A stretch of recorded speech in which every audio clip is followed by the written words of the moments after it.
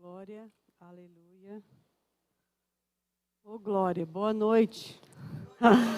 Você está bem? Amém. Esse é o dia que o Senhor criou para que nós nos alegrássemos nele. Amém? Dia de graça, de bênção, de favor. E um dia sem máscaras. Amém? Sem máscaras. Eu achei interessante essa questão de máscara. Na verdade, durante a pandemia, 2020 todinho, nós entendemos o que é máscara, 21 também. E a gente viu como é chato ter que ter usado as máscaras naquele período. A gente fazia porque sabia que era uma regra de saúde, mas não era uma coisa confortável, não é verdade? E você não conseguia reconhecer as pessoas com máscara, porque você só via os olhos e você não sabia realmente quem era. E nem quando estávamos usando máscara, a gente conseguia se expressar para as pessoas. Se você estava rindo, ninguém sabia. Se você estava falando alguma coisa, ou não tinha como. A máscara, ela esconde você. Amém? A máscara, ela camufla você. A máscara, ela sufoca você. A máscara não mostra para os outros quem você realmente é. E quando você olha no espelho, você também não consegue se ver com máscara, né? Eu estou usando a analogia da época da pandemia, e comparado à peça que nós vimos, porque realmente máscara é algo que Deus não te criou para usar. Amém? Deus não mandou Jesus para a cruz para que nós mantivéssemos máscaras. Máscara, a gente pode forjar muita coisa com uma máscara, porque a verdade está por detrás dela. Não é verdade? Amém? Graças a Deus. Então, nós vamos orar, vamos receber a palavra nesse dia.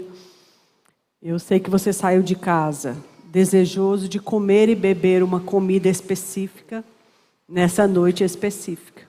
Amém? Não estamos aqui por acaso, não estamos aqui porque somos religiosos e hoje é domingo, é dia de igreja, aí a gente vem para a igreja. Não. Deus precisa de um motivo melhor do que esse. Você me ouve bem? Aqui para mim está bem forte. Mas se você está me ouvindo bem, então está tudo bem para mim. Tá bom? Feche os seus olhos, nós vamos orar. Pai, nós queremos te agradecer, Senhor, por esse ajuntamento do seu coração. Não é uma coisa da nossa invenção, da nossa cabeça, é uma coisa sua. Nós realmente nos colocamos diante de você nessa noite, com o nosso coração aberto, com o nosso coração desejoso. Nós declaramos que recebemos com mansidão a palavra em nós enxertada, porque só assim ela é poderosa para salvar as nossas almas. Nós abrimos-nos para o espírito de conselho e de iluminação, o Senhor jogando luz nos olhos do nosso entendimento, e nós vamos decidir que comeremos e beberemos do que você vai botar na mesa nessa noite, porque vai ser vida para nós. Nós te agradecemos pela honra de poder estar na casa do Senhor para aprender. Muito obrigada, Pai, em nome de Jesus. Amém? É uma honra congregar, né? Em 2020, você viu que a gente não podia congregar. Então, a igreja estava aqui, né? Tudo estava aqui, as cadeiras estavam aqui, o microfone estava aqui, mas as portas estavam fechadas porque ninguém podia congregar. Agora você pode, agora eu posso, então agora a gente vem. Amém? Então, eu cheguei ontem e também já vou me embora hoje. Foi bem rapidinho. Eu não conhecia ainda esse Verbo da Vida, é a primeira vez. Meu marido já veio, meu filho já veio, mas eu não tinha vindo ainda. E eu agradeço o convite.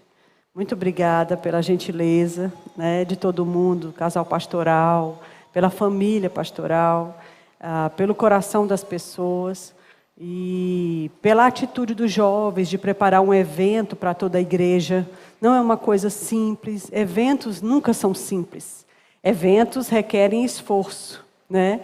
Eventos requerem correria e organização prévia de muito tempo antes, requer muitas vidas envolvidas.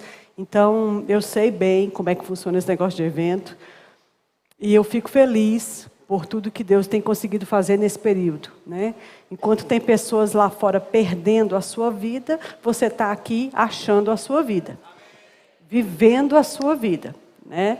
Enquanto eles acham que são livres e estão vivendo a verdadeira liberdade, porque pode fazer tudo que quiser, a gente entende o que realmente é a liberdade. Amém? Porque se o Filho te libertar verdadeiramente, serás livre. Amém? Graças a Deus. Então, pensando sobre as muitas possibilidades que a gente podia conversar hoje.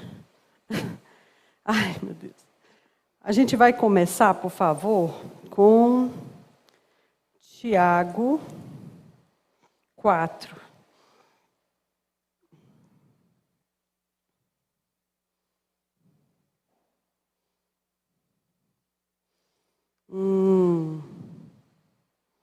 Tiago, capítulo 4, versículo 4, para a gente entender o contexto todo do que ele está falando. Ele diz assim, Tiago 4:4. Infiéis, não compreendeis que a amizade do mundo é inimiga de Deus? Aquele, pois, que quiser ser amigo do mundo, constitui-se, diga constitui-se. Constitui-se inimigo de Deus. Ou supondes que em vão afirma a Escritura, é com ciúme que por nós anseia o Espírito que ele fez habitar em nós. Antes ele dá maior graça pelo que diz, Deus resiste a soberbos, mas dá graça aos humildes. Portanto, sujeitai-vos a Deus e resisti ao diabo, e ele fugirá de vós. Purificai as mãos, pecadores, e vós de ânimo dobre, limpai os vossos corações. Afligi-vos, lamentai e chorai. Converta o vosso riso em pranto e a vossa alegria em tristeza. Humilhai-vos na presença do Senhor, e Ele vos exaltará. Amém? Eu acho uma exortação muito rica, tem muita coisa que está sendo falada aqui, né? E eu acredito que a gente tem que ficar mesmo atencioso para o que ele está querendo nos exortar aqui. Ele começa dizendo, ele fica fazendo menção é parecido com o que eu falei ontem. Ontem a gente falava sobre o Salmo 1, né? Bem-aventurado o homem que não anda no conselho do ímpio, não se detém no caminho dos pecadores, nem se assenta na roda dos escarnecedores. Se você não estava aqui ontem, tem muita gente que eu estou percebendo que não estava aqui ontem, esse salmo ele está falando sobre uma interação com o príncipe deste século e com o sistema desse mundo de forma progressiva. Primeiro, você só anda no conselho, mas depois, por andar no conselho, você acaba por estar no caminho e, por fim, acaba sentando na roda dos escarnecedores. Já aqui em Tiago, ele diz assim, que quem se faz amigo do mundo constitui-se inimigo de Deus. Ele não disse, Deus vai constituir você inimigo. Um anjo vai constituir você inimigo de Deus. O seu pastor vai te declarar inimigo de Deus. Não, quando eu ando com a amizade do mundo, eu já estou me auto fazendo inimigo de Deus. É uma coisa que acontece automaticamente. Na hora que eu faço amizade com o mundo, eu já estou dizendo, eu sou inimigo de Deus. Não sei se a gente já tinha prestado atenção nisso daqui. Vocês estão comigo? E a amizade, não sei se você já teve amigo, né, amiga profunda, assim, amizade de verdade. Amizade de verdade, você sempre quer estar perto, né? É engraçado porque a sua melhor amiga, você, sei lá, passou a tarde com ela hoje, mas antes de dormir você entra no WhatsApp e ainda manda um alô. Aí no outro dia de manhã, às vezes é a primeira pessoa com quem você fala. Né, e conta todas as coisas da sua vida e todas as novidades. E amizade é uma coisa próxima. Amizade, você senta na mesa, você partilha junto, você come o pão junto, você pensa igual, você faz as mesmas coisas. Amizade é proximidade, é intimidade, é aliança. Amém? Quando ele diz que eu estou próximo, íntimo, contando minha vida, ouvindo de lá e de cá, eu estou me fazendo amigo. E quando eu me faço amigo do mundo, automaticamente eu estou me constituindo inimigo de Deus. É uma coisa que acontece automaticamente. É imediato. Amém? Na continuidade, espera aí que eu tenho que ter óculos, senão eu não entendo, meu filho, espera aí. Ele diz, ou você sabe, ou você despreza aquela passagem que diz que ele tem ciúme de nós, né? E ele diz assim, Deus resiste aos soberbos, mas dá graça aos humildes. Deus resiste ao soberbo, mas dá graça aos humildes. Aí dentro disso ele diz, portanto, sujeitai-vos, pois, a Deus e resisti ao diabo, e ele fugirá de vós. Observa, querido, uma coisa interessante aqui. Às vezes, nós temos em mente que Satanás tem que fugir de nós. Não, quando eu uso o nome de Jesus, Satanás tem que correr de mim. É bíblico, e eu sou um bom verbiano, eu aprendi em autoridade do crente. Satanás tem que fugir de mim, porque está escrito, resistir ao diabo firme na fé, e ele fugirá de vós. Sim, está escrito, a gente acabou de ler. O problema das pessoas é esquecer a parte A do versículo. Porque é a parte A do versículo que faz com que a parte B funcione. Ele diz, sujeitai-vos, pois, a Deus, então você resiste ao diabo, e ele foge. Isso significa que ele só foge porque eu resisto. Aliás, desculpa. Ele só foge porque eu resisto, mas eu só consigo resistir porque eu me submeto. Sem submissão a Deus, sem humilhação a Deus, não há como Satanás correr. Eu nem consigo fazer a resistência do jeito certo, porque eu não me submeto. Janaína, o que seria submeter-se a Deus? O que seria submeter-se a Deus? Gente, submeter em primeira mão é obedecer. Submeter a Deus é curvar a cabeça, é se inclinar, é dizer, eis-me aqui, o que é que você quer? Se submeter a Deus é fazer quando eu gosto, mas quando eu não gosto também. Quando é uma direção agradável para a minha alma e quando é uma coisa que eu não quero de jeito nenhum. Submeter-se a Deus é estar aberto para tudo que Ele disser com uma prontidão de obediência imediata. Vocês estão comigo? Sujeitai-vos, pois, a Deus. Aí você resiste ao diabo e ele foge. Eu não consigo oferecer uma resistência a Satanás eficiente se eu não tiver me submetido antes. É a minha sujeição a Deus, é a minha humilhação a Deus que me faz ter força para resistir ao diabo e quando eu falo com ele, ele corre. Todo mundo quer ter autoridade, mas às vezes nem todo mundo quer fazer a submissão. Humilhai-vos diante da potente mão de Deus, para que a seu tempo Ele vos exalte. Não é isso? A gente esqueceu muitas vezes, fique comigo, está com calor? É porque o ambiente está cheio, eu também estou, mas isso é normal, amém? Daqui a pouco esse culto vai terminar.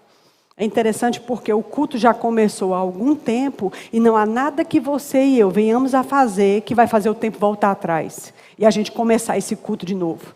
Você e eu não temos nenhum domínio sobre o minuto que acabou de passar. Nenhum controle. Você tem algum controle sobre esse segundo que você está vivendo agora, que inclusive já passou. Tempo é uma coisa que você não segura. Tempo é uma coisa que ninguém controla. Amém? Eu não posso fazer nada sobre o que passou, mas posso determinar coisas sobre o que eu vou ter na frente. Sobre o que eu vou fazer agora mesmo. Pense sobre isso. Amém? Humilhar-se é, em primeira mão, submeter-se.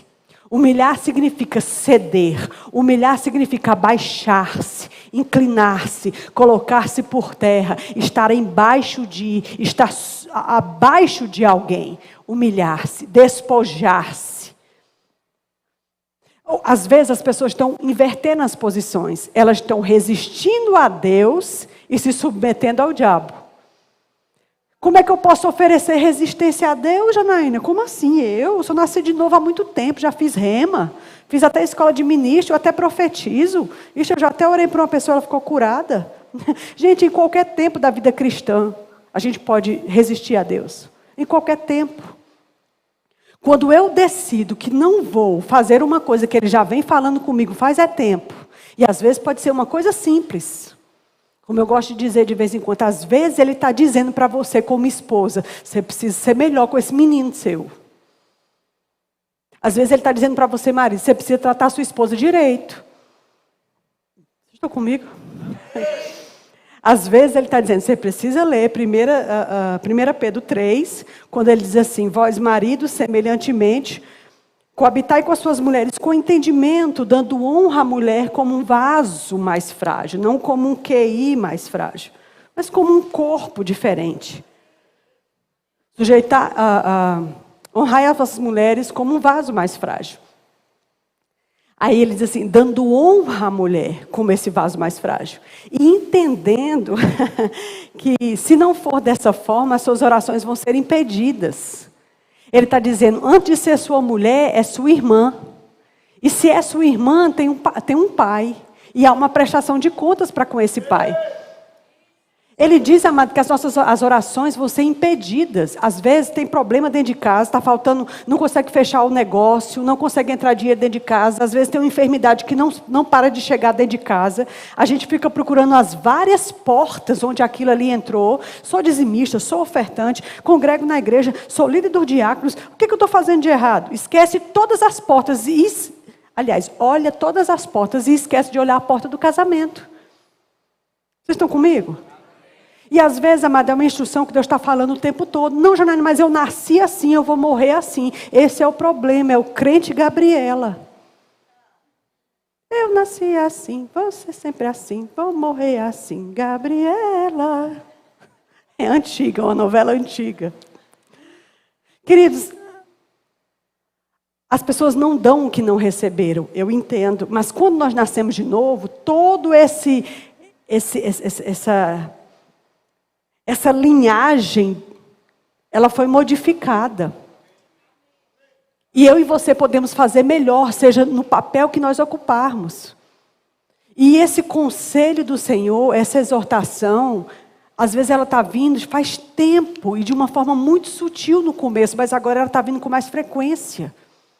Qual é a exortação, qual é o conselho, qual é a ordem, qual é a direção que Deus está dando para você já faz tempo? E a gente está resistindo àquilo. Quando eu resisto a Deus, sou eu que vou acabar fugindo do diabo. Eu inverti todas as posições. Essa prontidão de obediência, queridos, é que faz a diferença na vida. Foi por causa da desobediência de Adão que essa desgraça chegou no planeta todinho. É por causa da desobediência de Adão que tem gente morrendo e matando lá fora. Porque carnaval é festa da carne. As pessoas estão fazendo tudo, porque no carnaval tudo pode. Eles abrem um parêntese durante 4, 5 dias em que eles podem fazer qualquer coisa. Quando fecha, eles passam uma cinza na testa e acham que está tudo bem. Estão prontos para fazer tudo de novo ano que vem. Diga assim, mas eu não sou assim. Então não seja. Então não seja, porque há outras formas mais discretas de fazer quase a mesma coisa. Porque, amados, quando eu resisto a uma instrução que Deus está me dando há muito tempo, seja ela básica como for, simples como for, eu estou resistindo a Deus. E desobediência, como eu vinha falando, foi o que causou o caos no planeta. Se pela desobediência de um homem entrou o pecado, tinha que ser pela obediência de outro que entrasse a salvação. Não é à toa que Jesus foi o segundo Adão. Você vê que somente desobedecer ou obedecer mudou toda a rota da história da humanidade. É só obedecer. Você entende? Bem como é só desobedecer. E eu vou te dizer, querida, a desobediência, quando ela é persistente, ela começa a cauterizar a nossa consciência. Nossa consciência é a voz do nosso espírito, que é um com o Espírito Santo. Aquele termozinho, estou de consciência pesada. Estou de consciência pesada. Na verdade, essa consciência pesada é o seu espírito, que é um com o Espírito Santo, te dizendo, isso aqui deu ruim, isso aqui foi errado. Isso aqui você fez, passou da medida. Essa correção que tu deu no teu menino foi além do que deveria. A forma como tu falou com o teu marido não está boa. Vocês entendem? Amém. Então, eu quero que você abra comigo, por favor, no livro de Jonas. Jonas é bem pertinho do Novo Testamento.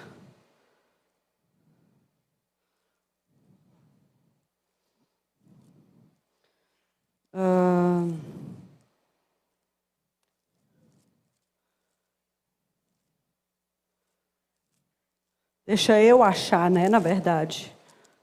Ok. Jonas capítulo 1, versículo 1. Capítulo 1, versículo 1.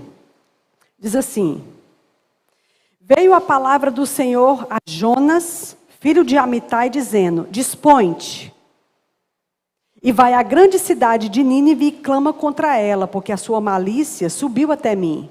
Jonas se dispôs, mas para fugir da presença do Senhor para Tarsis. E tendo descido a Jope, ele achou um navio que ia para Tarsis, e pagou a sua passagem. E embarcou nele para ir com eles para Tarsis, para longe da presença do Senhor. Como se isso fosse possível. Amém? Olha que coisa interessante, querido. Deus diz para ele: dispõe-te e vai para Nínive. Dispor-se quer dizer, se prepara, se organiza, fica com prontidão. Ceda para mim. Jonas, se humilha, eu quero que você me obedeça. Até porque, eu falo muito rápido, então você tem que prestar atenção. Profeta na velha aliança era a única boca de Deus na terra. As pessoas não eram nascidas de novo, então o Espírito Santo não morava dentro delas. O Espírito vinha sobre 3 classes de pessoas na velha aliança: sacerdotes, reis e profetas. Um profeta, ele era tão a boca de Deus na terra, que os reis, antes de ir à batalha, consultavam o profeta para ver o que é que Deus tinha a dizer sobre aquela batalha. Se eles iam vencer, se não iam vencer, e qual é a instrução que Deus dava. Então, como profeta, que Jonas sabia que era, esse era a única responsabilidade dele, fazer o que Deus disse e ser a boca de Deus para as pessoas. E Deus estava dizendo para ele: Nínive está fazendo coisa errada, a iniquidade de Nínive está subindo até mim, e eu preciso que você vá lá e avise a eles, porque se eles continuarem, uma grande colheita terrível vai vir sobre eles. E a Bíblia diz que Jonas se dispôs. Eu acho isso curioso. Ele se dispôs, ele se preparou, ele se organizou, ele botou força, mas para fugir da vontade de Deus. Janaína, é possível a pessoa se dispor para desobedecer? Claro. Ele se dispôs, mas para fugir da presença de Deus. A Bíblia diz que ele, chegando em Jope, fica comigo, chegou no cais do porto e encontrou um navio que ia para Tarsis. Aí a Bíblia diz que ele pagou a sua passagem. Irmãos, quem embarca no navio já está subentendido que ele pagou a passagem. Você concorda? Não precisava dizer esse detalhe, mas a Bíblia disse esse detalhe para a nossa instrução, para nosso ensino. O que ele estava querendo dizer? Que Jonas não se preocupava com o preço que ele iria pagar, desde que ele saísse da direção de Deus. Isso mostra para mim e para você que qualquer um de nós pode pagar do bolso, e se todo o preço de desobediência fosse só o bolso, ainda era bom. Quanto preço a gente está disposto a pagar para desobedecer? Porque quando diz que ele pagou, ele está falando de prejuízo. De estar tão desejoso de não obedecer que eu faço qualquer negócio. Eu tiro do bolso, eu pago qualquer preço. Quanto preço, amados? A igreja está disponível para pagar, para ficar longe da vontade de Deus. Para tentar fugir da sua voz. Para tentar fugir daquele conselho que diz, você tem que ser mais cuidadoso. Aquele conselho que diz assim, se você tem chamado no ciclo 12, você precisa parar de procrastinar, estudar, ter comunhão comigo, senão você nunca vai entrar nesse negócio. Parar de procrastinar. Quanto preço eu e você estamos dispostos a fazer e a pagar para não ouvir aquela voz que diz, você precisa ter cuidado com suas finanças, porque você vai além da medida, todo mês você tem que ficar crendo e crendo, mas a culpa não é minha, a culpa é falta de administração sua. Eu sei lá qual é a exortação que Deus te dá, vocês estão comigo? Vai ver que ele está dizendo para algum jovem ou para alguma moça acerca do seu namoro, e ele está te dizendo, você já devia ter terminado esse negócio. Eu não sei o que você ainda está fazendo com essa pessoa. Estão comigo? Querido, porque obstinação é uma coisa séria. Obstinação é coisa séria. Paulo saiu da cidade dele para caçar cristãos obstinado. A Bíblia diz que ele foi aos maiorais e disse assim: olha, me dê aí cartas com autorização, porque eu quero prender crente, homem, mulher, o que for. Se pertence a este caminho, eu quero prender tudo. Ok. Tudo bem, tudo certo. E ele foi pedir autorização aos superiores. Me dê aí autorização, porque eu quero prender esse pessoal. Diz que quando ele estava caminhando para chegar lá, uma grande luz foi vista e ele caiu por terra. Algumas pessoas acham que ele caiu do cavalo. Na verdade, não diz que ele estava sobre um cavalo, diz que ele caiu por terra. Mas foi por causa dessa passagem que surgiu essa expressão: fulano caiu do cavalo. Entende? Talvez ele tenha caído de um cavalo, não sei, meu filho. Eu sei que ele foi para o chão, diga para o chão. É engraçado, porque às vezes parece que Deus tem que interromper uma obstinação. Porque Deus interrompeu o caminho de Paulo. Ele atravessou o caminho de Paulo e interrompeu a sua obstinação, porque era uma obstinação errada, ainda que ele achasse que era certa. A Bíblia diz: tem coisas que aos nossos olhos estão corretas, mas Deus não vê dessa forma. Deus atravessou o caminho de Paulo, fez ele cair por terra, fez ele cair no chão, fez ele humilhar-se, fez ele ceder, fez ele se dobrar. Às vezes, amado, eu e você precisamos nos dobrar para uma coisa que Deus já falou há muito tempo. E não só falou uma vez, mas continua falando e a gente continua desobedecendo. Às vezes Deus só está dizendo: você precisa ter esse celular, ao invés desse celular ter você. Às vezes é isso que Deus pode estar dizendo. Vocês estão comigo? Às vezes Deus está dizendo: eu preciso que você pegue essa riqueza que você tem e comece a semear no reino de Deus, porque eu te fiz rico para enriquecer. Eu não te fiz rico para você se encher para si mesmo. Eu sei lá qual é a exortação que Deus está nos dando. Talvez Ele possa estar dizendo a algumas mães: você precisa ser mais companheiro da sua filha. Ela não precisa repetir os seus erros. A vida dela é dela. Amém? Amém. Ok. E aí então, a Bíblia diz que Jonas pagou do bolso a passagem para fugir da presença de Deus. A gente sabe o resto da história. Uma grande tempestade começou a se levantar no alto mar, né? Era comum na velha aliança, e você ainda vê isso no comecinho do Novo Testamento, quando eles tiraram sorte lá em Atos, para poder ver quem ia ficar no lugar de Judas. Era comum tirar sortes, né? E eles tiraram sorte para ver sobre quem vai cair essa desgraça que está acontecendo com a gente aqui nesse mar. E Deus providenciou que caísse sobre Jonas. Jonas realmente assumiu a culpa. Disse: sou eu mesmo. Por favor, me arrependo, desculpa aí, me lance no mar e vocês vão sobreviver. E esse homem foi lançado em alto mar. Queridos, um homem lançado em alto mar, ainda que ele tivesse um bote, ele foi lançado para morrer. A Bíblia não diz que ele tinha um bote. Você disse que ele tinha um pedaço de madeira, coitado, para ficar boiando ali. Um homem foi lançado em alto mar, ele foi lançado para morrer.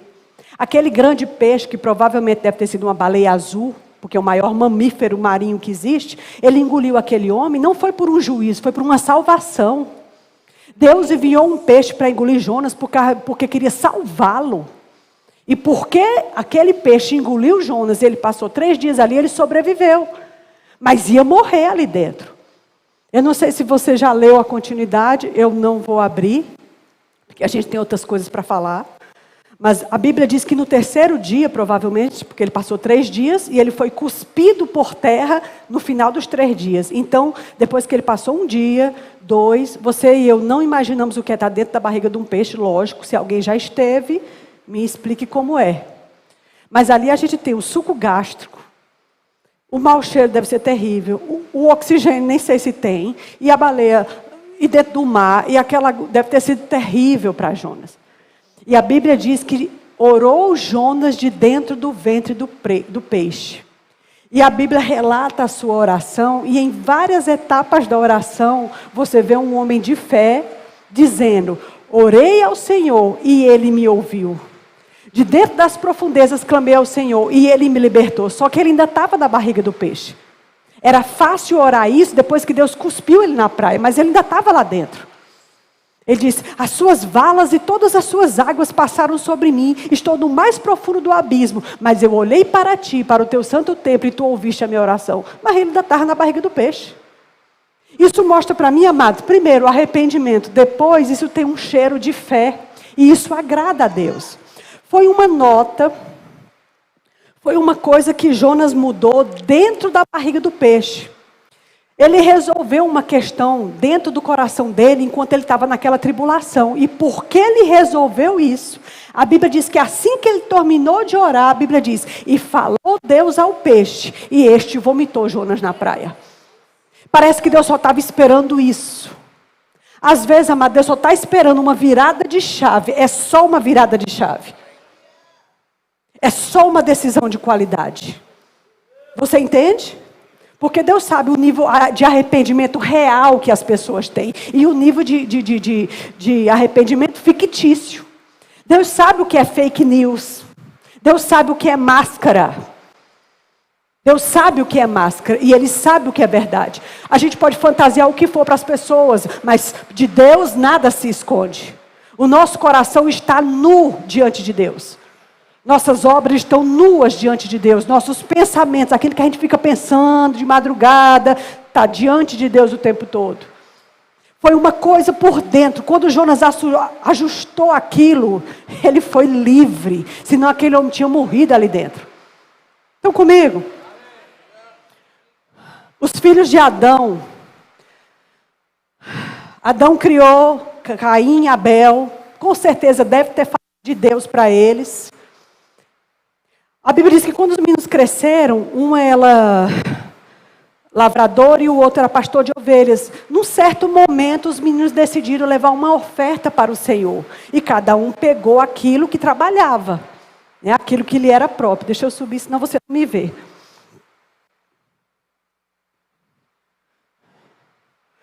E aí, eles foram oferecer ao Senhor. Abra lá em Gênesis 1, por favor.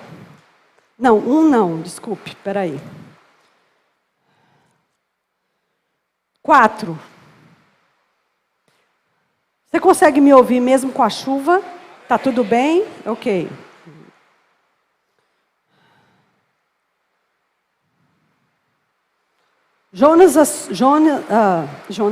Gênesis 4, versículo 3. 4:3. Aconteceu que no fim de uns tempos, trouxe Caim do fruto da terra uma oferta ao Senhor. Abel, por sua vez, trouxe das primícias do seu rebanho e da gordura deste. Agradou-se o Senhor de Abel e de sua oferta. Mas de Caim e de sua oferta não se agradou Deus.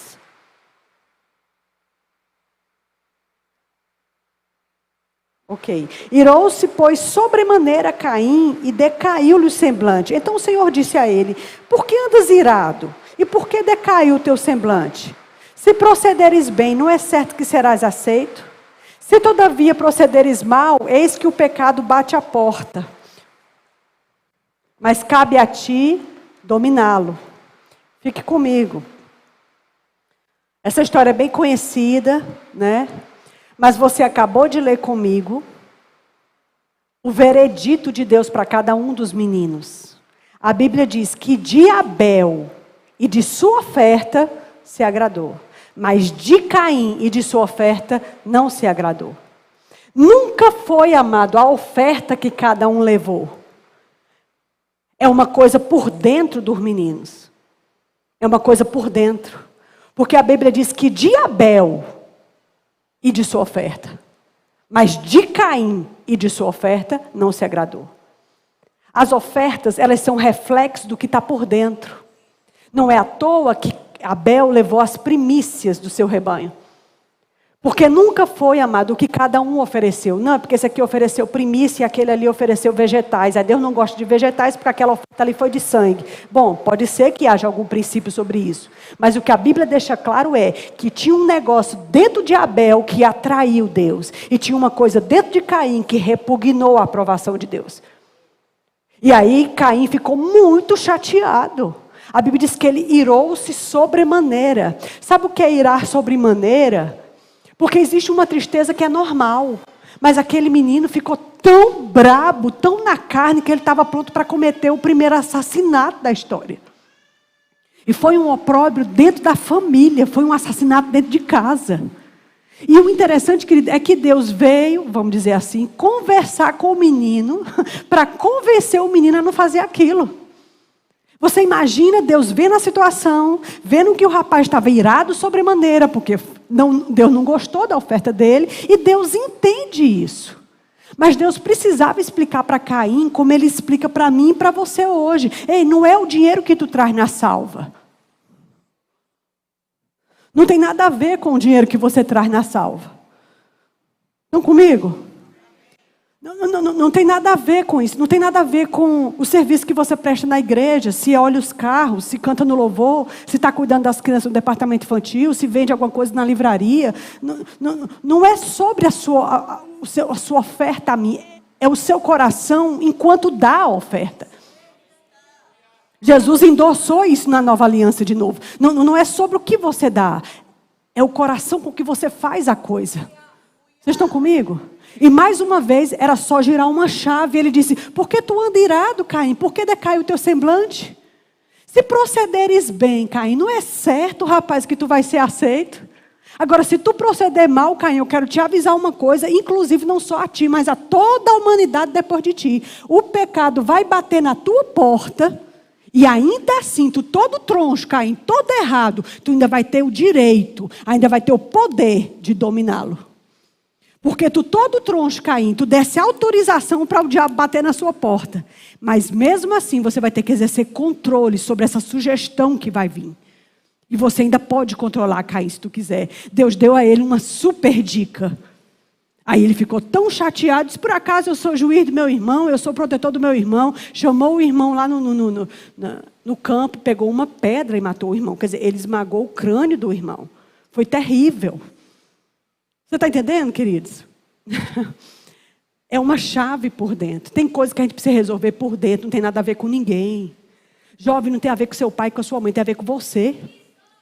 Esposa não tem a ver com seu marido. Marido não tem a ver com sua esposa, é você. A prestação de contas é individual, amados. Naquele dia, Jesus, que eu vou me apresentar para Jesus, eu não vou poder dizer, Senhor, João era uma bênção, meu marido é um homem de Deus, me galardou através dele. Não, João é uma pessoa, Janaína é outra. Minha prestação de contas é minha e a de João é dele.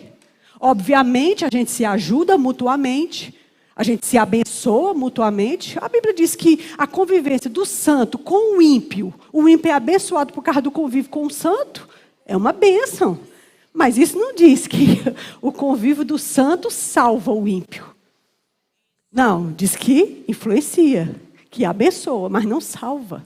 Sua prestação de contas é iminente. A Bíblia diz que o juízo vai começar pela igreja de Deus. A gente às vezes pensa muito na prestação de contas do mundo.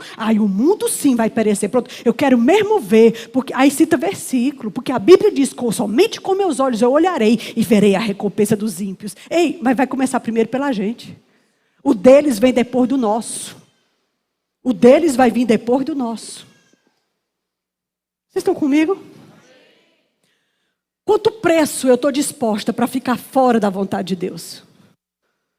Quanto preço eu quero pagar para ficar fora da vontade de Deus? Eu preciso de uma criança. Essa menininha de verde. Vem cá, meu bem. Eu preciso de um cinto. Dê aí, meu filho. Você tem amor a seu cinto? É bom não amar muito ele. Traz para mim, amor, esse cinto. Vem cá, sobe aqui. Não vou lhe dar uma lapada, não. Levanta os bracinhos. Eu fiz isso em BH. Estava ministrando lá.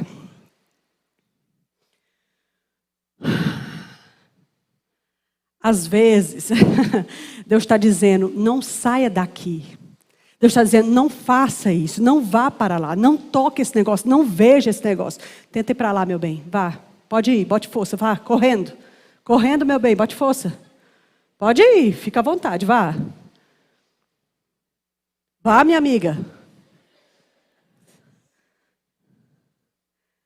Pode botar força, meu bem. Vai, tia deixa, pode correr.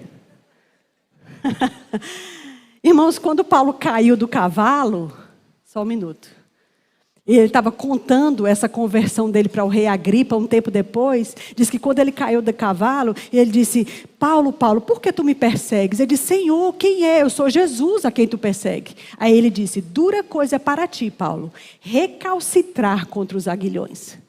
Recalcitrar é isso aqui. E isso aqui é o aguilhão. O aguilhão diz, não vá, não faça, não vá. Sua barriga não ficou doendo, meu bem? Ficou. Pode entregar lá. Obrigada. Amém?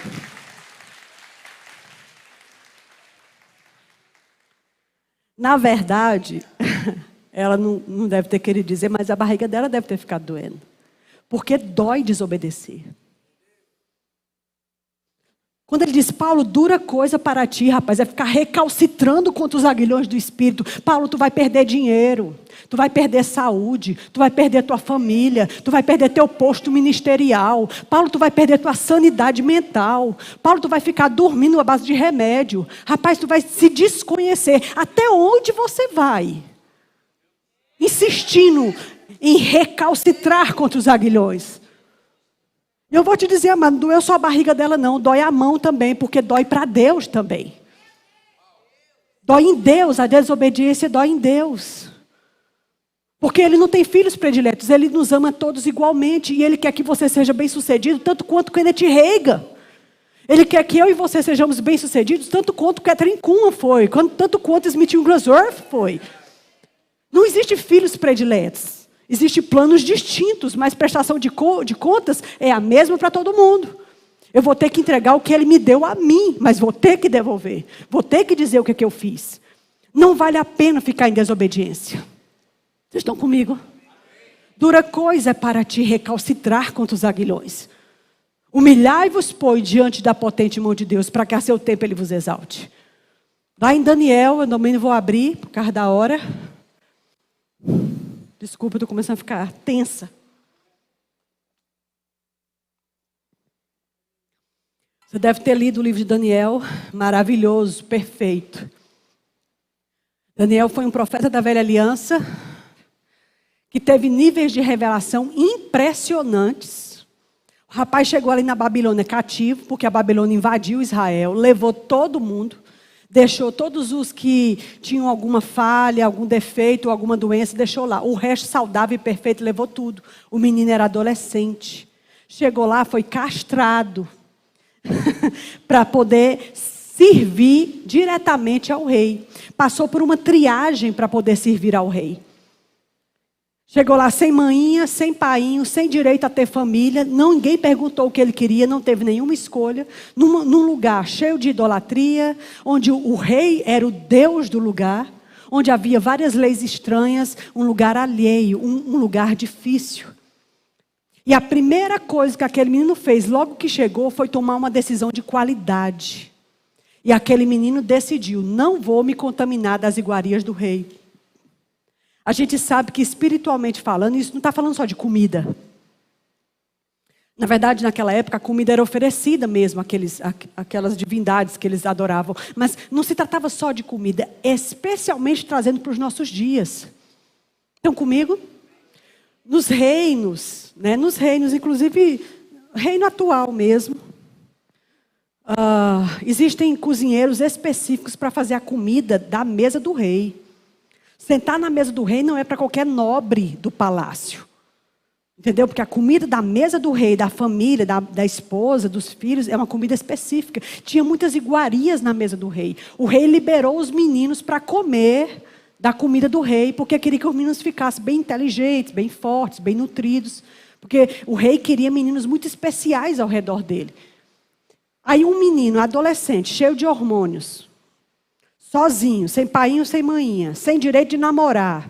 Aquele menino devia estar muito arrasado. Ele tinha todos os motivos para ficar deprimido. Ele tinha todos os motivos para poder ficar irado contra Deus. Estão comigo? Mas o menino chegou lá e tomou uma decisão de qualidade. Não vou me contaminar com as iguarias do rei. Alguma coisa, irmão? Está dando microfonia? Tá. Você está comigo? E aí aquela decisão de qualidade já no começo norteou o resto da vida daquele homem lá. Gente, aquele homem envelheceu na Babilônia. 4 reis passaram por aquele homem e aquele homem subsistia. Ele teve níveis de revelação profundas, inclusive não só sobre a nação de Israel, mas sobre o porvir da igreja. Estão comigo? Eu não sei se você não fica animada, eu fico muito animada. E uma das revelações, mais de uma vez, os anjos desciam e vinham explicar para ele pessoalmente o que a visão queria dizer. Algum anjo já desceu para explicar para você um sonho que você teve? A mim nunca. Bem quisera, meu Deus, uma coisa dessa. Mas aquele homem na velha aliança, morto espiritualmente, numa aliança inferior, os anjos desciam para explicar para ele as coisas que ele não entendia. E a Bíblia diz que o anjo desceu e disse: não temas, Daniel, porque tu és um homem muito amado. Enquanto tu ainda orava, a tua oração foi ouvida. E por causa das tuas palavras foi que eu vim. Porque te humilhaste porque aplicaste o teu coração a compreender. E te humilhaste diante do teu Deus. É por isso que eu vim. Aplicaste o coração para entender e se humilhaste diante do seu Deus, é o fica a dica de Daniel. É a receita do sucesso de Daniel. Aplicar o coração para entender e se humilhar diante do seu Deus. Se humilhar diante do seu Deus. Amados, Deus não serve a nós. A gente serve a Deus. Nós somos os servos. Ele ainda é o dono da coisa. Amém? A gente tem que ter cuidado com o nível de ensinamento sobre a autoridade que parece que Deus... A gente fica invertendo as posições e Deus ele tem que fazer tudo o que eu determinar, porque está escrito. Não. Deus é Deus. E Ele ainda é dono, e Ele ainda é Pai, Ele ainda é Senhor. E a palavra final ainda é dEle. Eu faço o que Ele diz. E de quebra, Ele me abençoou porque eu fui obediente. Mas a direção é dEle. A palavra final é dEle. Você não casa com quem você quer. Deixa eu explicar sobre isso. Claro que você casa com o que você quer.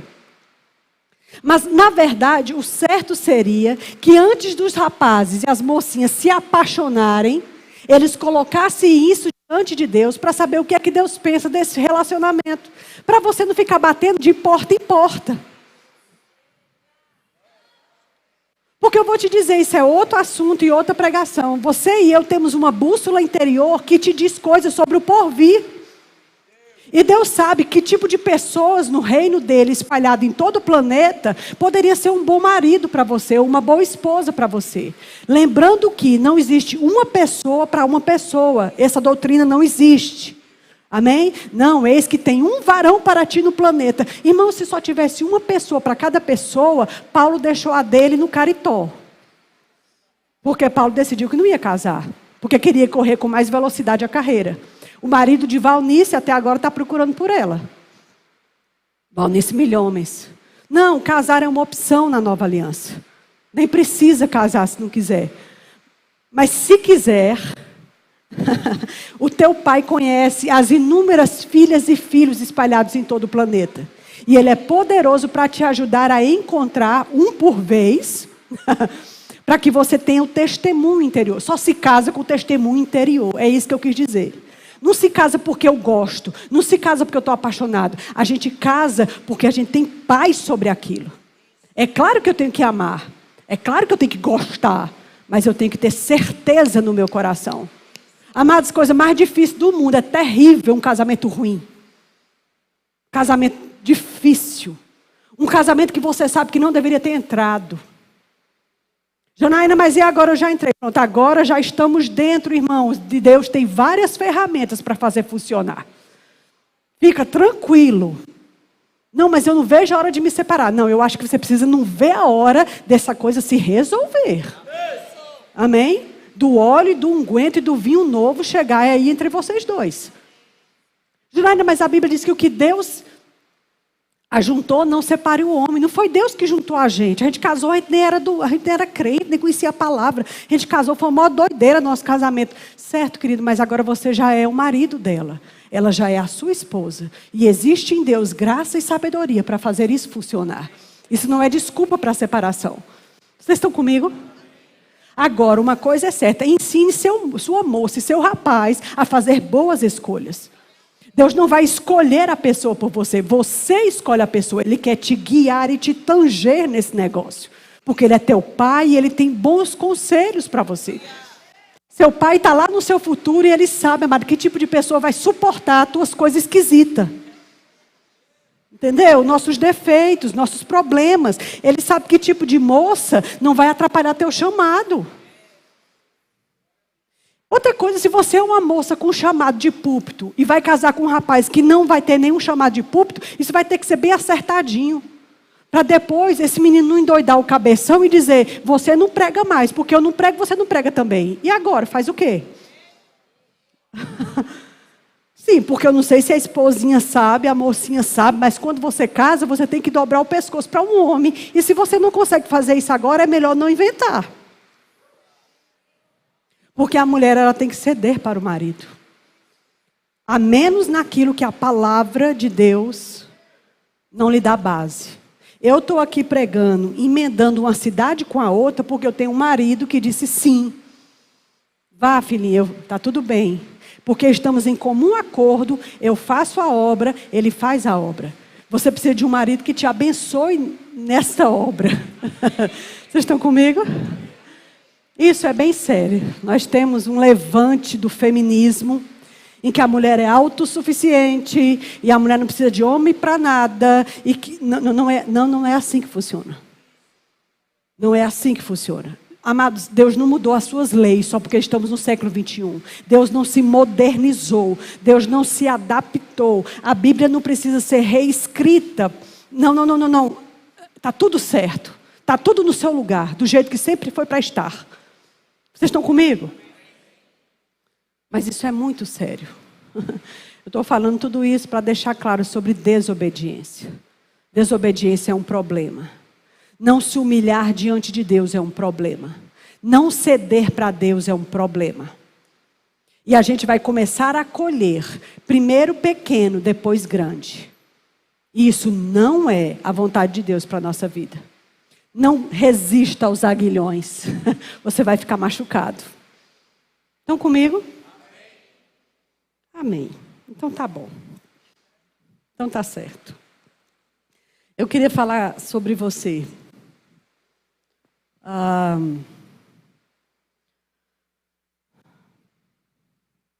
mim me parece que essas... Pode ficar de pé para as pessoas saberem de quem eu estou falando.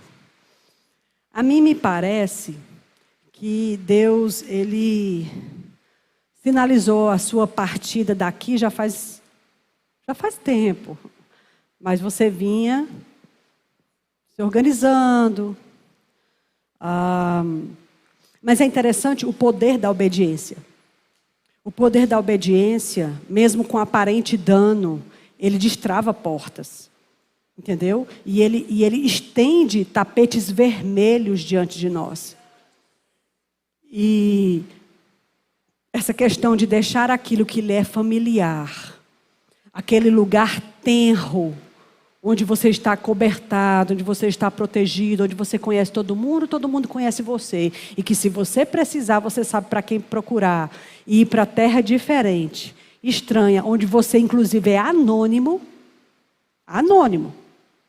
como qualquer outra pessoa. Isso aí destrava coisas. Amém? Eu vi Céu Fernandes falando que quando Deus falou com Abraão, sai da tua terra e da tua parentela, quando ele saiu da terra e da parentela, Deus conseguiu fazer ele de Abrão para Abraão. Na terra dele, ele só era um pai velho e casado com uma mulher estéril, mas fora do lugar dele. Aí sim ele conseguiu se ver como pai de nações. E a esposa como princesa de nações. Essa obediência de Abraão, de tirar as raízes, é interessante porque ele diz assim, sai da tua terra e da tua parentela. Gente, quando a Bíblia fica falando redundância, ela está querendo explicar uma coisa. Ou seja, eu quero, Abraão, que tu solte tudo.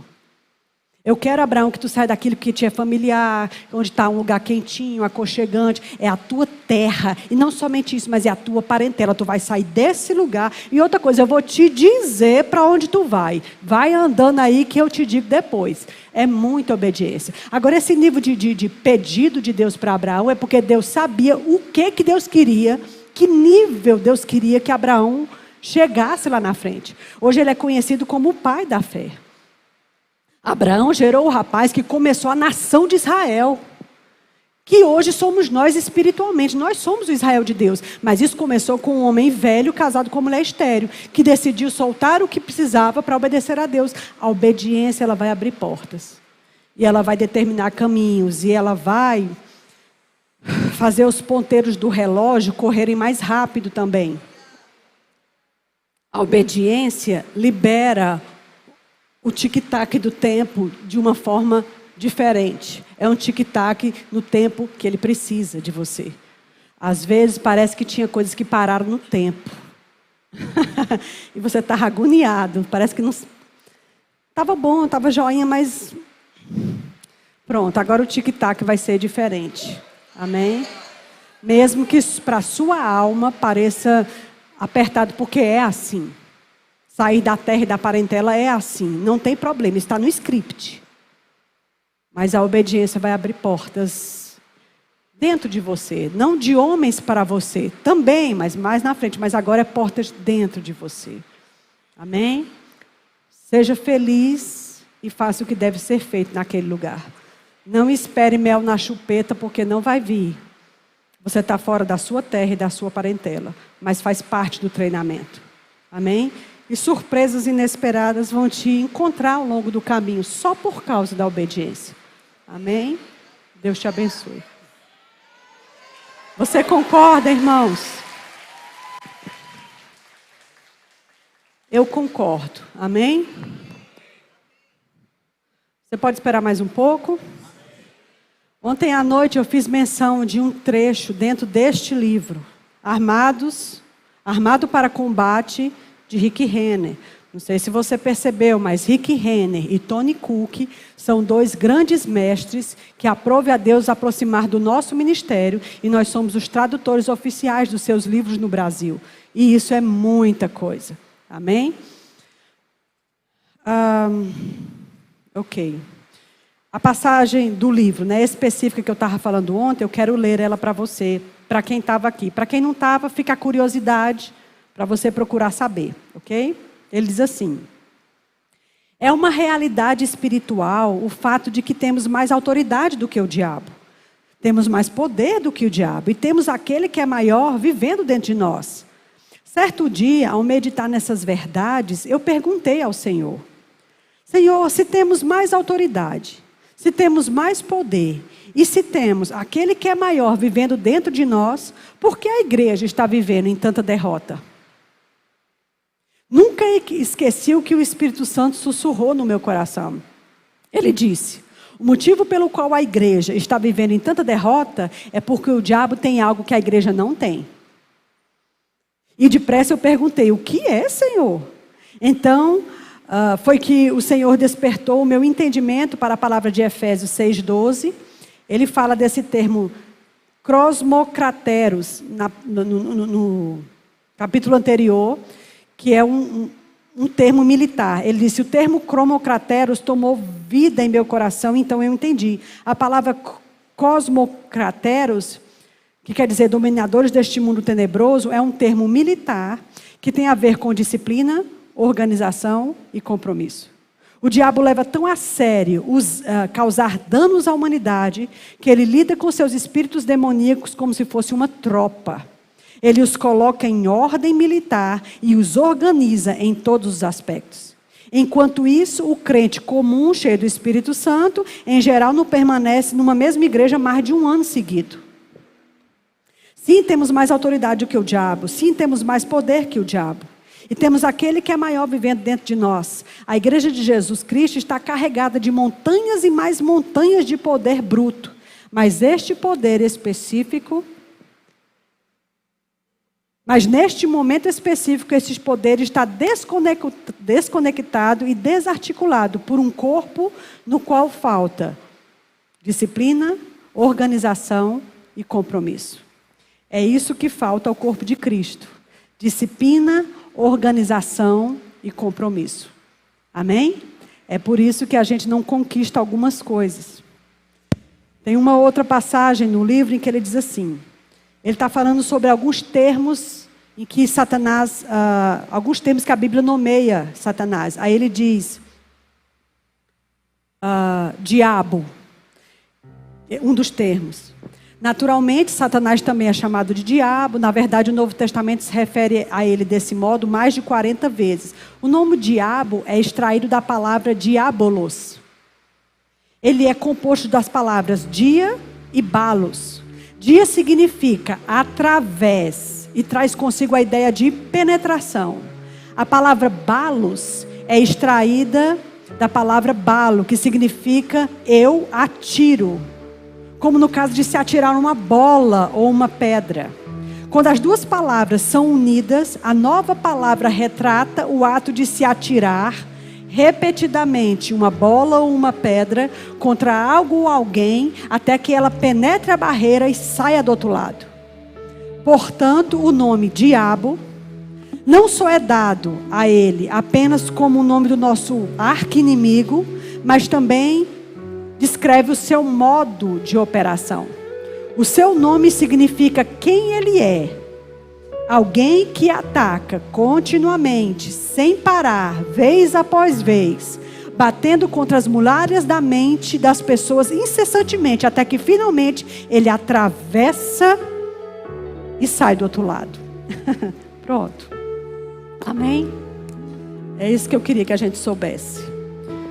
Satanás é o mais interessado na desobediência. O nome diabo é aquele que atira uma coisa vez após vez até atravessar. Você lida com uma pessoa persistente. Você lida com uma pessoa perseverante. Você lida com uma pessoa, eu lido com uma pessoa que sabe o que está fazendo. Então saiba também. Amém? Inclina o coração para conhecer e se humilha diante do seu Deus. Esse é o segredo do sucesso. Deseja conhecer. Como falamos ontem, seja como Maria, que é dada aos seus pés. Não importa quanto tempo de ministério a gente tenha, quantas profecias a gente já deu, quantas pessoas a gente já derrubou. Sempre precisamos aprender, sempre. Nunca se sabe tudo. E aquele que pensa que já sabe, ainda não convém como realmente sabe. Ele está pensando errado de si mesmo. Amém, queridos? Graças a Deus. Eu percebo que existem alguns casamentos que precisam ser reorganizados. Existem casamentos que precisam ser reorganizados. Existem comportamentos da esposa para com o marido e vice-versa que precisam ser reorganizados. E que talvez essa seja a coisa que Deus vem falando com você já faz um tempo. E essa reorganização não é feita unilateral. Tem que ter os dois lados. Não adianta só a mulher se esforçar ou só o marido se esforçar. É uma coisa dupla. Até porque casamento é de duas pessoas. E esse precisa ser reorganizado. Você está comigo? Cada caso é um caso. Eu não sei o seu caso especificamente. Mas eu tenho um conselho para os homens. O nosso corpo, a gente engravida, você não. E a gravidez é uma prova de fogo para o corpo. Então a barriga da mulher, ela distende uns 40, às vezes 50 centímetros, é muita coisa. Ela nunca mais vai ser a Barbie que você casou com ela. Além do mais, ela vai amamentar aquela criança de 2 em 2 horas por no mínimo 6 meses. É muito tempo. Não tem como esse seio ficar no lugar. Isso muda. Ninguém casou com um corpo. Você casou com uma pessoa. Corpo muda. Vocês estão comigo? E acredito que os homens deveriam estudar um pouco sobre efeitos da menopausa. Como é que funciona. Como é que é a cabeça de uma mulher perto da menopausa. Porque isso vai te ajudar a lidar com essa mulher na idade de maturidade. E ter paciência Sua esposa não é a Barbie. Se você queria a Barbie, devia ter casado com uma boneca. A vida é assim. Cuidado com o que a gente está se inspirando e olhando sempre, olhando sempre. Aquele olhar está dizendo, tu nunca vai ter uma mulher assim. Olha como essa aí é diferente da tua. Eita, quem dera, hein, tu com essa mulher aí. Eita, ia ser... Cuidado com isso. Estão comigo? Pronto. Eu estou só conferindo, amém? Para ver se é tudo o que precisa ser dito. Para as mulheres... talvez dentro desse mesmo contexto que eu estou te falando, que eu estava falando para os homens, deixa eu te dizer uma coisa. A Bíblia diz que o corpo da mulher é do marido e a do marido é da mulher. Significa que eu preciso cuidar de mim, primeiro por amor a mim e depois por amor a João. Faça por amor a você. E depois por amor ao seu marido. Seja feliz, esteja bem. Faça uma atividade que desparece sua cabeça. Seja uma mulher espiritual. Leia a Bíblia todo dia, nem que seja um versículo. Ore em línguas todo dia, nem que seja 10 minutos. Deixa a Bíblia ministrar a você. As mulheres têm muitas questões emocionais. Tenha paciência com você mesma, senão ninguém vai ter. Faça um exercício físico. Amém? Às vezes, amado, coisas simples resolvem grandes problemas. Eu acho que é só. Tenha paciência com o seu adolescente. Essa geração é muito diferente da nossa. Esse seu menino de 14 anos, a época dele é muito diferente de você quando você tinha 14 anos. Esse mundo em que esses meninos estão é muito difícil. Tenha paciência com eles. Papai, senta com teu menino homem e conta para ele como a vida é. O que ele não pode. O que ele tem que entender, as reações do corpo dele. E que se ele se permitir coisa A, B ou C, o corpo dele vai reagir. Então ele tem que se privar de coisa A, B ou C. Porque não é hora de reação, é hora de se conter. Janaína, mas eu não sei fazer isso. Você não sabe fazer porque talvez seu pai não fez com você. Então você não sabe fazer. E eu entendo isso. Se o marido não conseguir, vai mamãe e conversa. Eu conversei com o Gabriel. Não tinha problema nenhum. Uma coisa é certa, alguém precisa conversar. Senta com tua menina, ensina ela a ser uma menina que sabe se guardar. Que o corpo dela não é... Ela não está no açougue. Ela não está no anzol. A aparência física dela não está no anzol. Não é assim que ela vai conquistar ninguém. Porque se o cara casar com o corpo dela, na hora que o corpo começar a mudar, o amor muda também. Estão comigo? Amém. Ensina a sua menina a amar-se a si mesma e amar ao Senhor. Estudar. Ser uma boa dona de casa. Cozinhar. Saber limpar uma casa. Saber dar conta da vida. Fica de pé, vamos orar.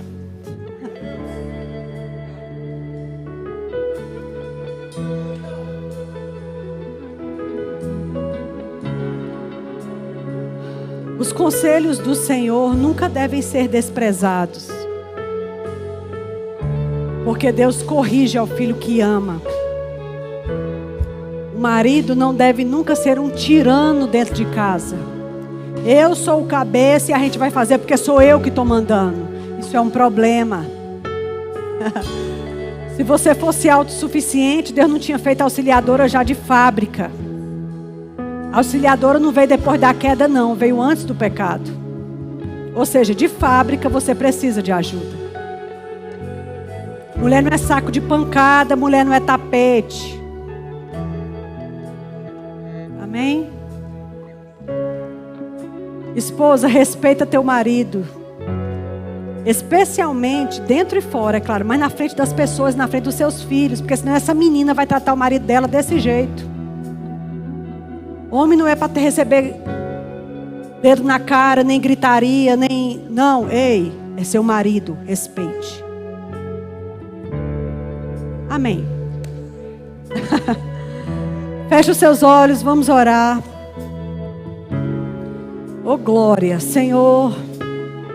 Não queremos recalcitrar contra os aguilhões. Não queremos fazer as coisas da nossa cabeça, conforme a nossa vontade. Nos perdoa, Senhor. Poderíamos ser melhor e fazer melhor. Nos perdoa, Senhor.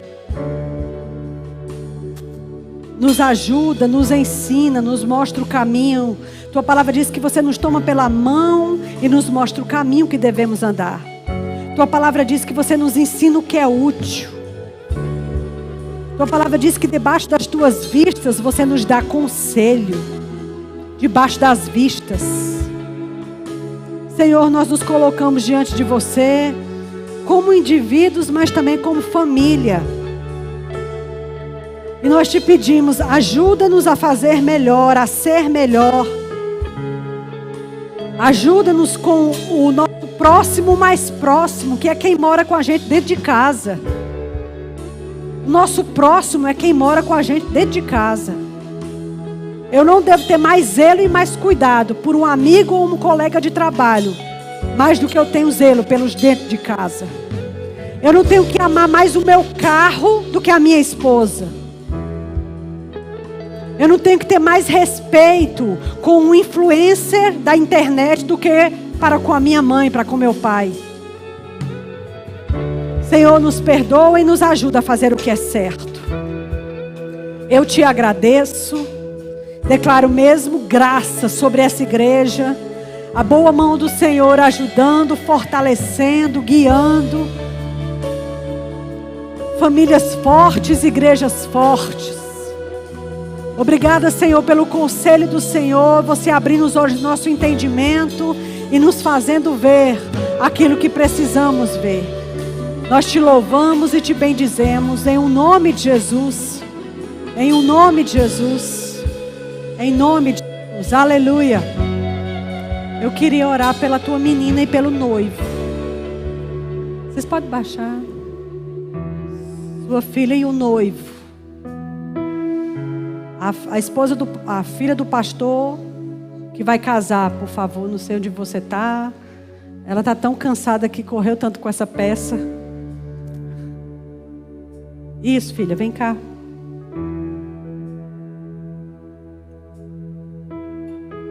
Vem vocês dois para cá, por favor. Isso. Amém. Minha filha também vai casar no mesmo mês que vocês pretendem casar. Eu já casei um filho, né? Então eu já passei por um casamento, já sei como é que funciona. Mas agora eu vou casar a filha do meio, né? Você é o primeiro casamento dentro da casa do seu pai, sua mãe, né? E há duas coisas específicas que eu quero dizer para vocês. Primeiro, casamento é atravessar uma porta. É bem interessante isso. Por exemplo, a gente tem aquela porta ali, é porque ela não está fechada. Nesse ambiente de cá, a gente está aqui desse lado de cá, a gente sabe, a gente conhece. A gente está vendo que tem uma escada, tem aqui esse púlpito, a gente vê que tem pessoas, a gente conhece esse ambiente daqui para lá, daqui de lá para cá. Mas quando eu atravesso aquela porta, aí eu vou vivenciar o que está dentro daquele quartinho lá. Embora que a gente sabe, porque vocês conhecem aquele quartinho, vocês sabem o que é que tem ali, parece que tem umas cadeiras, umas coisas assim, guarda alguma coisa ali de som, não sei o que é. Você sabe com esta cabeça, mas você não está lá agora. Nesse momento você está nesse ambiente. Esse aqui você está consciente dele porque você está pisando nele. Aquele lá você sabe porque você viu, mas você não está dentro dele. Quando você atravessar aquela porta, então é lá que você vai estar. E aí você vai estar consciente daquele ambiente. Casamento é assim, atravessa uma porta e aí você tem agora consciência deste novo ambiente. Você ainda lembra como era aquele anterior e realmente não pode nunca esquecer de como era aquele anterior. E aquele ambiente anterior forjou você para entrar nesse novo. E ele deve sempre ser honrado. Mas aquele é o novo ambiente. E é realmente assim, desafiador para a alma, para as emoções muitas vezes. E a minha oração sobre vocês é graça para atravessar a porta. Essa graça para atravessar a porta. Essa paciência mútua que vocês vão precisar Pessoas criadas de forma diferente que decidiram andar juntas. Então é desafiador, vai ser sempre. Amém? Outra coisa, você é a primeira que casa dentro da casa do seu pai. E não é fácil. Então tenha paciência e tenha compaixão. Amém? Porque você abre porta para a próxima quando chegar a hora, mas você é a primeira. Isso é como parto. Quando a mulher tem o primeiro bebê, ela nunca viveu aquilo. Então todas aquelas contrações são novidade. Ela estudou, ela assistiu vídeos, mas agora é a vez dela. Então é difícil, é diferente. Ela não sabe se localizar muito bem, ela não sabe respirar para poder ajudar. Mas do segundo ela já sabe tudo, porque ela já viveu. O primeiro é a primeira vivência, é assim mesmo. Você vai ter que ter paciência, porque você está tirando uma filha tenra de dentro de casa. E uma menina bem mais nova do que você. Mas a boa mão do Senhor esteja sobre vocês, ajudando, favorecendo, amadurecendo, dando graça, dando favor financeiro para que vocês realizem os desejos dos corações de vocês. Pode vir aqui na frente. Pai, em nome de Jesus, eu abençoo esse jovem casal. Eu declaro sobre eles graça, ajuda, socorro, paciência, maturidade. Declaro sobre eles esse favor quando chegar a hora de atravessar a porta. Esse favor de Deus, ensinando o caminho, tendo paciência um com o outro. O ferro afia o ferro. Essa boa mão do Senhor sobre eles, em nome de Jesus. A tua graça e a tua ajuda, ensinando a eles o caminho que eles devem andar. Seja assim sobre esse casal, de todas as formas, em nome de Jesus. Amém? Deus abençoe. Amém. Glória a Deus. Amém? Existe alguém aqui nessa noite que nunca aceitou Jesus e quer recebê-lo como seu Senhor e Salvador? Essa é uma boa noite para você fazer isso. Tem alguém? Você pode sentar. É só você levantar a sua mão, a gente vai orar com você. Se você nunca fez isso, é porque realmente precisa fazer. Se você não lembra de ter feito, precisa fazer. Amém? Eu tomei a minha decisão, eu tinha 16 anos. Me poupou de muita coisa. Tem alguém aqui que deseja ser batizado no Espírito Santo, falar em outras línguas? Você, meu bem, você deseja? Vem aqui, chegue. Vem cá. Glória a Deus.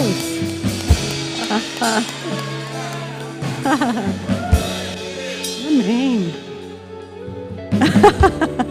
Ai, glória. Amém. Eu te abençoo em nome de Jesus. Eu declaro sobre você libertação. Se o Filho vos libertar, verdadeiramente sereis livres. Seu passado ficou para trás. Você inicia uma nova vida agora. Os problemas ainda estarão lá, mas você é que não vai estar mais sozinha. A boa mão do Senhor vai te ajudar a lidar com as coisas. Tenha paciência. Amém? Não existe mágica. Não é uma mágica. Não é instantâneo, mas Deus vai te ajudar a lidar com as coisas. Mas o novo nascimento é imediato. A Bíblia diz, se você crer no seu coração e confessar com a sua boca, serás salvo. Qual é teu nome? Maria Joel. É a primeira vez que você está vindo aqui, Maria? Aí você me ouviu ontem. Aí ficou com vontade de aceitar Jesus? É. Ah, você está renovando então? O que você está fazendo? Você batiza... Ah, você quer ser batizada no Espírito Santo. Fique aqui de lado então. Você vai ser batizada hoje. E hoje vai ser um divisor de águas para a sua vida. Daqui a pouco eles vão te levar. Você deseja o quê, querido? Isso, pronto. Você, querida, deseja o quê? E você? Pronto. Quem é batismo no Espírito Santo? Siga essa irmã aqui. Você fica. Podem ir com ela. Ok. Essas irmãs vão ser batizadas no Espírito Santo. Deus vai encher vocês e vai mudar o curso da vida de vocês. Amém? Os conselheiros podem levar. Qual é seu nome? George. Pronto. George está entregando a vida dele a Jesus. Amém? George, é a primeira vez que tu vem nessa igreja? Já veio outras vezes? Você estava aqui ontem? Não? Ok. Amém. A Bíblia diz que se creres no seu coração e confessar com a sua boca, você é salvo. Nós temos alguns aconselheiros que vão te explicar isso dentro da Bíblia. Porque quando a gente aceita Jesus, a gente tem que saber dentro da Bíblia o que a gente está fazendo. Só faltava você. Amém. Você vai ver, George, que existe um divisor de águas que começa agora. Você entende? E tudo vai começar a mudar. Tenha paciência. Amém? Mas faça a vontade de Deus. Amém? Eu quero orar com você. Você pode estender as mãos para cá. Amém. Pai, eu tenho aqui a vida de George. Ele veio para entregar-se ao Senhor. Toda a família já conhece a você. E agora ele está tomando a própria decisão dele. Eu te agradeço. Porque você vai entrar na vida dele e vai mudar toda a rota dele. Você vai mudar todo o caminho dele.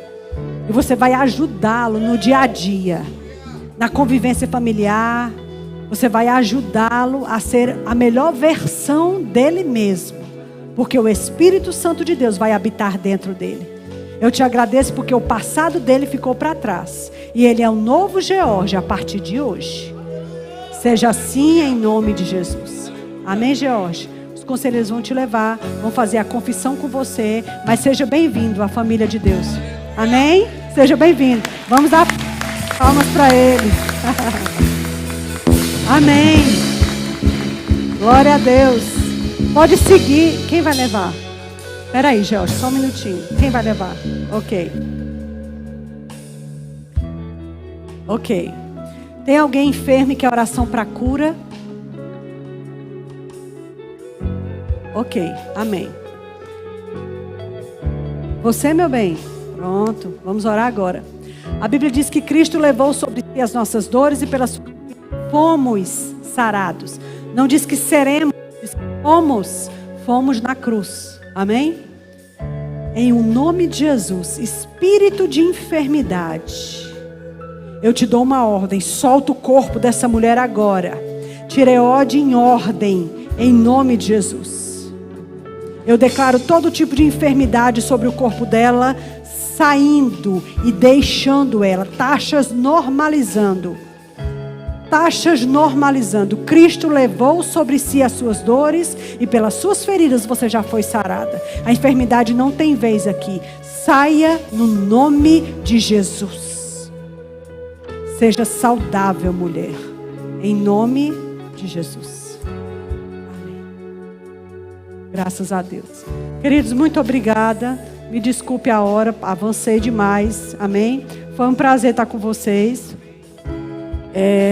Eu acredito mesmo numa forma de expansão para vocês física.